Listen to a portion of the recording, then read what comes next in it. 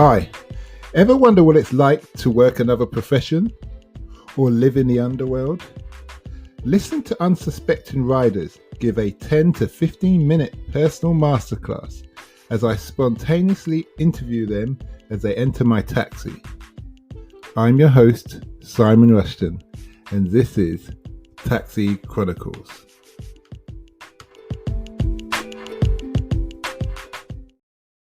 Morning. Yes, we're back with another episode, another rider. Today we have the lovely Georgina, who has a love of animals, mainly dogs. And she's going to tell us about why she's a veterinarian and how she got into the business. So, nice to have you here today, Georgina. Okay. So Morning. When did you decide you wanted to be a vet? Well, I've always kind of had an interest in animals, and my mum's a human nurse, so I guess that's why I went down the medical route. Okay. Yeah, no, I was never going to be a human nurse. You really love animals when you're talking about it like that. Yeah. But yeah, I've always thought I'd work with animals, and then I moved up to London with my partner, and I saw the opportunity to be a vet nurse, and here we are. Where did you move from? The southwest in Somerset. Oh yeah, I've heard of that place. Okay. Mm-hmm. So, how long have you been a vet for? Oh, I'm still a student, so I started like 2 years ago, and I should finish my studies next year, so I'll be qualified. Is the course mainly practical, mainly theory? So I kind of learn on the job, so it's very practical, and I have sort of one theory lesson a week. But yeah, it's a very hands-on job, so you can't really learn it in a classroom. So you go to uni once a week? Exactly. Is it uni or college? Well, it's a college. It's called the College of Animal Welfare, based in North London. Okay. So yeah, I do that once a week. So I take it there's no colleges of animals in Somerset then? Not really that I'm aware of, and then if there were, they wouldn't be very big. They would be more kind of like farm animals, whereas I'm doing like domestic cats and dogs. That's interesting. What would you say you've learnt over the course and working that you wish you knew before? Interesting question. Patience. You need a lot of patience in this job, with both the animals and their owners. So I think I've learnt that a lot, especially recently. Why do you need patience? What is the issue why you need patience? Because our patients can't speak to us, like the animals can't tell us what's wrong. They're often scared because we're just strangers to them. So they might be aggressive or fearful, and it's not a fault of their own, it's just them not being able to communicate with us. Yeah. So you have to be really patient with them and to figure out what's wrong and be really empathetic. Okay.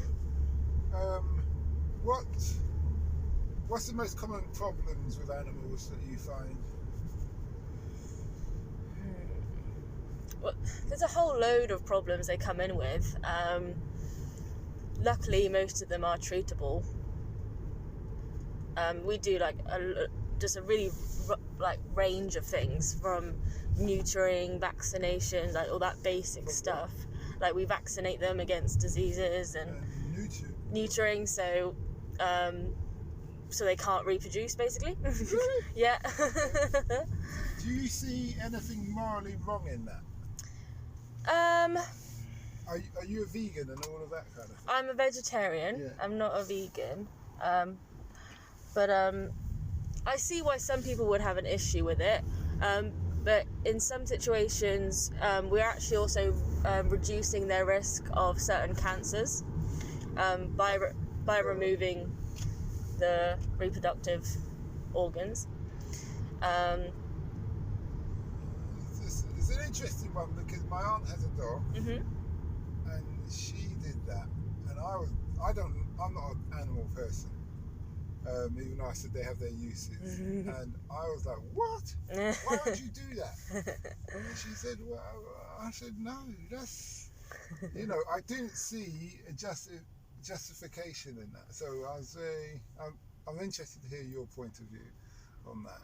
But I didn't know about cancer, but then I think if someone said to me, we can cut your whatever off and you don't get cancer, or you can take the gamble, I'm a gambling man. That's fair enough. Yeah. I'm a gambling man, let's put it that way. So you spoke about, how do you deal with the situations where it's typical people hear about, where you put the animal to sleep? What is it based on age or sickness or what? And what's it?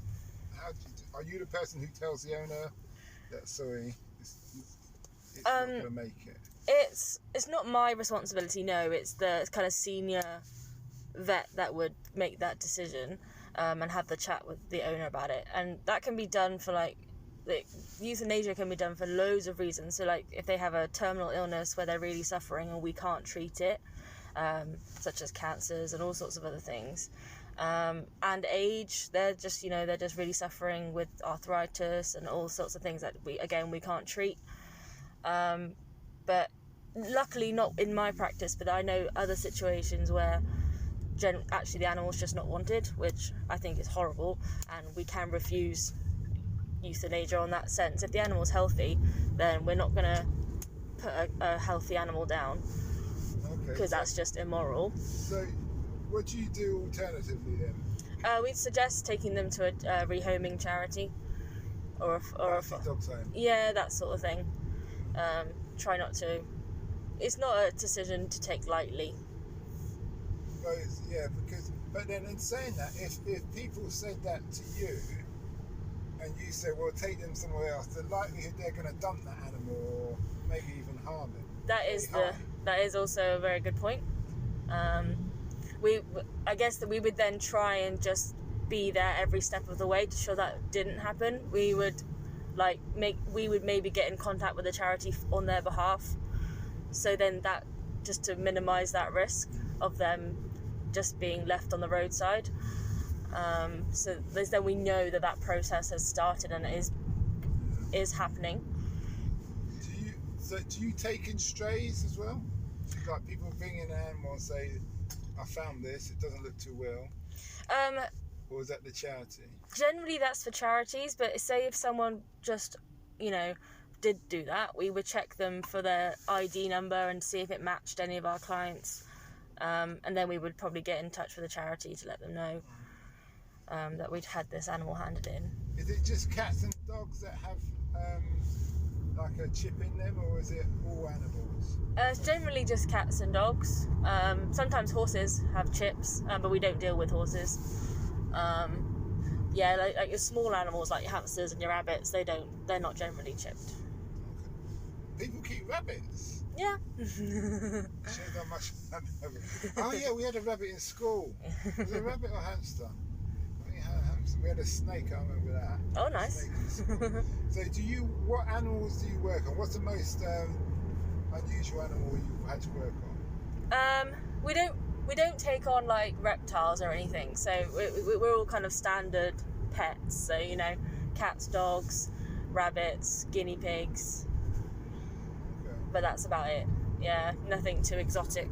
To a younger person who wants to get into being a vet like yourself, what would be your advice to them? I would try and do something similar to what I'm doing, like learn on the job, because I think it's all well and good doing a course that's all theory based, but this is a very practical job, so you do need the hands-on practical experience as opposed to just being able to write a good essay. Yeah. So yeah, I would find somewhere that you can learn on the job. Okay, that's good. What's the impact you want to have on the world?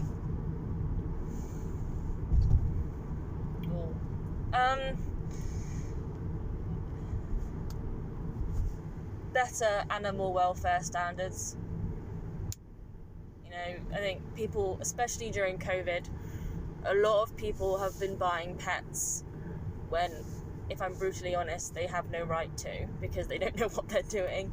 I know that's quite a controversial thing to say, but we're just seeing we've seen a very steep rise in pet ownership for people that don't have the time or money to look after them. So you'd have a career person who's lonely at home because they didn't really have a social life outside of work, and they'd buy a dog or a cat, and then they realise now they're getting back to work, they don't want it anymore. Yeah, we're getting a lot of that. Like people that they've been off work because of COVID, and they've bought a pet because they've been at home, and that's fine. But now they're starting to go back to work, and they've got no one to look after it during the day, or they don't have the financial stability to look after one. Like, pets aren't cheap, so when you get one, you need to be able to either insure it or financially be stable enough to look after it. Mm-hmm. Yeah, I understand. That makes sense. That makes total sense. Okay. So you graduate next year? Next year. This year. Career-wise, where do you go? What's your career path? Like, what does the future hold for you? So when I finish, I'll be a qualified nurse, as opposed to like a student I am now. And then I could go on to be like a head nurse, or some nurses, they go on to be like in more managerial positions, like for companies, and like. But I don't know if I'll do that. I'll probably just stay as a nurse for a little bit. For a good few years, I think, until I'm exhausted and can't do it anymore. Managerial in the sense of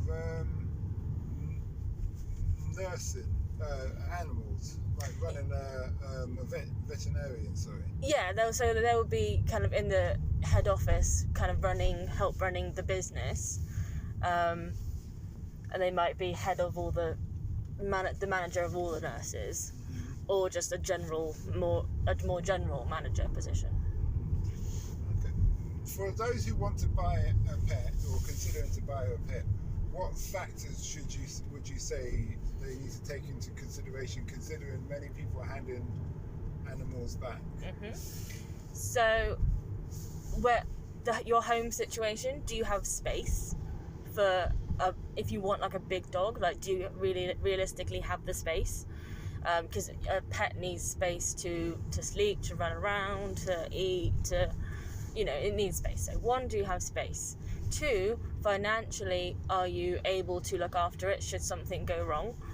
Medical treatment's not cheap, so if it became ill, got hit by a car, I don't know, had something happen to it, are you financially able to afford that? Time, do you have time to look after it? Like, if you're working a 12-hour shifts every day, realistically, you may not have time to look after a dog, because they'll need walks, at least 2 walks a day. 2 walks? Yeah, I usually suggest 1 in the morning, 1 in the evening. So if you're working like a 12-hour day, then realistically, you probably don't have time for a dog. You might have time for something smaller, like a hamster or a cat or something. Yeah, I think those are the 3 main things: space, money, time. Do you have any pets? I have 2 dogs at my parents' house, but while I'm up here in London, I don't have any pets because my flat doesn't allow it. Okay.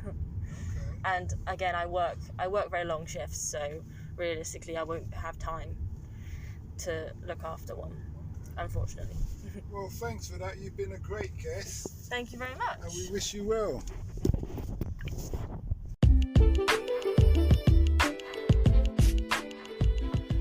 We hope you liked that interview.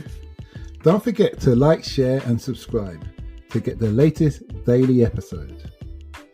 Ever considered investing in the continent with the fastest growing economy and population on Earth? The same continent that holds 30% of the world's known natural resources? Then listen to our sister podcast, Africa Investor Stories, where you will hear real investors with real stories from around the world share their experience of investing in Africa. We post Monday and Thursday at 10 a.m.